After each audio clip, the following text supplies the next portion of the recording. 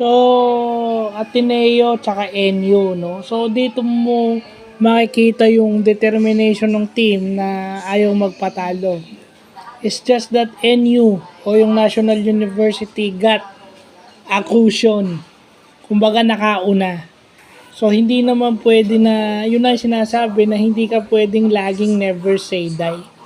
Yun lang yung tema ng game. Kasi offensively, naididikit mo yung laro. Pero pag masyado ng malaki, siyempre oras na yung kalaban mo, mahihirapan ka na. Eventually, you will be running out of time pag lagi ka nagpapalamang sa una.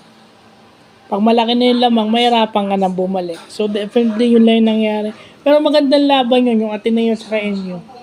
I mean, Ateneo wanted to go back to the winning track. Yung second win ata nila for the season. Ibig sabihin kasi last playing day na ng first round. So next playing day na is second round na o round 2 na ng UAAP basketball tournament. So yun. Yun lang yung mga tema sa basketball na dapat hindi ka palaging nagpapatambak. Pero maganda doon na humabol ka, lumaban. Yun ang maganda ron eh. Matalo man kayo, at least lumabang kayo. Maganda pa rin yun para sa player. So, yun lang po.